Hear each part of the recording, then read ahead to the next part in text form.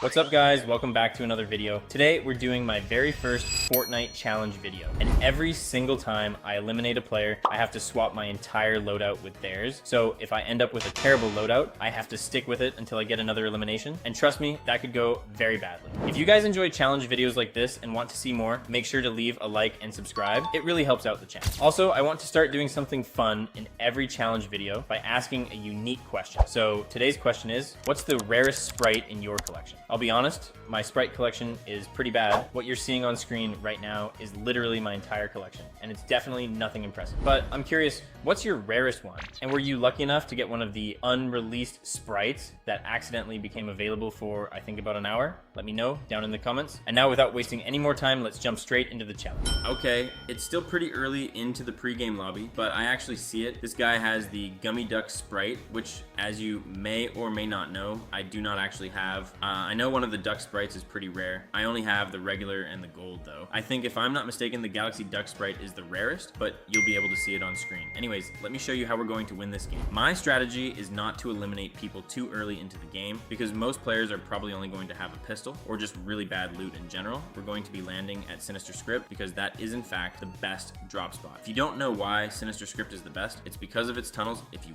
somehow don't know about the tunnels, well, let me tell you. Basically, underground beneath these buildings, I'm pretty sure it's this one right here that I have my marker on. There's a jail cell, and there are tunnels that you have to power up to open the jail cell and grab a bunch of loot. In the tunnels, there are a ton of chests, so you can level up your sprites and get a lot of loot. So I like to land up here, open this sprite chest, which is actually how I got a few of my rarest sprites, and then come down over here. This is the building right here. It has a bunch of rooms. There's usually a chest here, and there's always going to be a weapon over here. Then come down here. As you can see, this is the jail cell. Now you can see there's a bunch of good loot in there, but even if you know about the jail cell, one thing you might not actually know is that if you come down here, you'll see this random bench, and it's actually a shortcut. You see, I opened up that vent. This area has a bunch of different paths, right? I'm pretty sure this one's the north side. I'll go to the south side first so you can see how fast you can get there.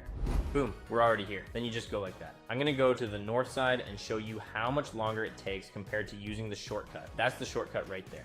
You start right here and just follow this tunnel, and you'll see the shortcut spits you out around here. So you'll come out right there and end up over here. As you can see, you're still walking for quite a while. It's not so long that it becomes impractical, but if you have a sprite, I'd actually recommend taking the longer route anyway, because there are more chests. As you'll see, there are ammo boxes and chests everywhere. We head over here. You have to be aware of your surroundings while you're down here, because people will just come down into the tunnels and eliminate you. It's happened to me before. I've lost a few sprites that way, but it's okay. Now, I would have brought the King sprite because I have all my sprites mastered. The only reason I didn't bring it is because I'm in a sprite dust crisis, and if I lose it, I really don't want to have to buy it back or even find out if I have enough sprite dust to do that. So we're just going to be rocking the sprite pod on our back. You know, we've got the 0.1 because we're cool like that. It's basically not even rare anymore. Hopefully our first opponent has something good for us. Here are the rules of the challenge, because I think this definitely needs to be clarified. Notice how I'm dropping all of my loot and then picking up his loot, right? I'm not allowed to pick up anything from my old pile afterward. I have to stick with whatever loadout they had and find any new loot naturally. Basically, I can't go back to my old loot just to rebuild the exact same loadout. I'm allowed to loot normally after that, but I can't loot my own elimination pile. And if I eliminate somebody else, I can't mix items from multiple elimination piles. We're also including sprites as loot. So if we eliminate somebody with a good sprite, we can extract it. Hope we don't have to eliminate anyone else before we get the chance. Now, the Gummy Duck sprite is somewhere in our lobby,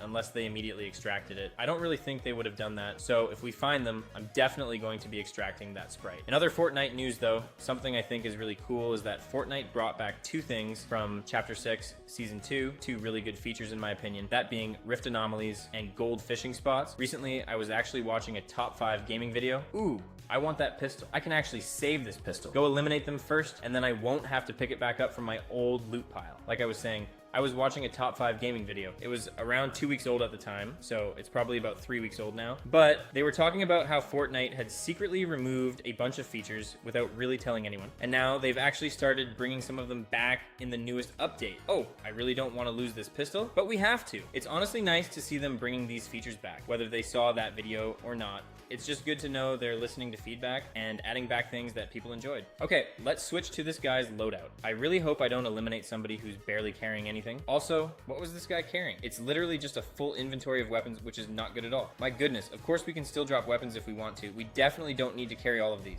You might be wondering two things, and that is, why am I playing on Xbox at max graphics, if you noticed at the beginning of the video, and why am I playing zero build? Pretty simple answer. Ever since they made the zero build update back in Chapter 3 Season 2, I switched over pretty much completely, mostly because of the better movement and things like shockwaves. Hold on, I don't actually want to eliminate this guy. I'm gonna let that other player deal with him, and then I'll just take the loot afterward. Like I was saying, I'm on Xbox simply because I actually prefer playing on Xbox these days. I only play on PC whenever I'm recording montages because I can get much higher FPS. And I can use things like Project Reboot and Nova, which are basically projects that let you experience older versions of Fortnite. Storm is really closing in now. So far though, the challenge is actually going pretty well. Usually when I'm recording videos, I record pretty late at night. So the lobbies are normally a little calm. Because I'm not even going to lie, when I'm just playing, normally my lobbies are actually pretty easy. But whenever I start recording, they somehow become so much harder. Don't worry though, I already have a bunch of other challenge videos planned, and I actually already have thumbnails made for most of them. I just have to record the gameplay and edit everything together. Speaking of Fortnite, I wanted to know your opinion on this take, because I think it's pretty controversial. As of recording this video, Fortnite brought back the Chapter 5 Season 4 Battle Pass, and honestly, I am a huge fan of the decision. Although there is one thing that's kind of interesting. They brought back all of the super styles, but instead of being super styles, they're just regular edit styles for the skins now. If you didn't know this, and I've never really made a video talking about it, I actually had my Fortnite account hacked during that season. Thankfully, I was able to claim that Battle Pass on this account before everything happened. I wasn't able to get my original account back, but at least I managed to keep that Battle Pass. Hold on, is that the ghost sprite? Is it level 4? It is level 4. Wow, I will absolutely take that. This guy looks like a sweat. Actually, never mind. He kind of looks like a bot. I see some pretty good loot. See, this is exactly why I didn't want to get too many eliminations early on. Now it's late game, and people are finally starting to have some really good gear. So here's my hot take. I think since Fortnite brought back that Battle Pass, they should also bring back the Chapter 2 Season 4 Battle Pass. Now, I know what some of you are probably thinking. TK, that's crazy. Personally, I haven't read through Fortnite's terms of service word for word, but I don't think there's anything that specifically says once somebody buys a Battle Pass, it can never return. At least I don't think there is, and that's the important part. I do know they updated their policy back in Chapter 5 Season 4 to allow Battle Passes to return. So honestly, I don't really see why Chapter 2 Season 4 couldn't come back too. Wow, I am going to get absolutely cooked over here. I'm getting out of here. Actually, I do kind of want to eliminate this guy first. Please don't let me die. Like I said earlier, I record these videos pretty late at night so my lobbies aren't completely impossible. But sometimes you still run into players like this. Oh no, the turret, please. Those turrets are so annoying. I think that turret was actually placed by somebody else though. We're officially in the top 5 now, which is pretty nice. I'd really like to end this video with a win, or this is going to turn into a very long recording, and we definitely don't want that. Okay, I don't think he's behind me anymore. That turret is absolutely lighting somebody up right now. I'm playing this really carefully. Oh my gosh, I'm actually too good. Was that his turret? I think it was. Okay, we have to drop all of our loot now. Was somebody gliding over there? I honestly couldn't tell. I don't even know if this was all of his loot or not. Now that guy didn't have a sprite, so we also have to drop our sprite, which definitely isn't ideal right now. Hopefully this is everything. I'm going to place the turret down right here. Yep.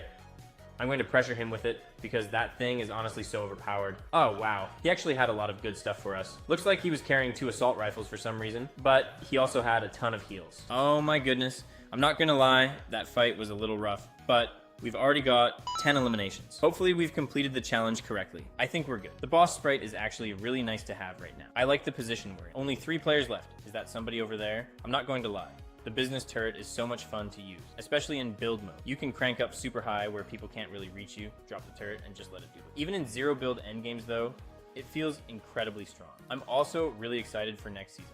And honestly, it's for one main reason, the extraction system. Nothing has officially been announced yet, but I have to imagine Fortnite is planning to expand it somehow.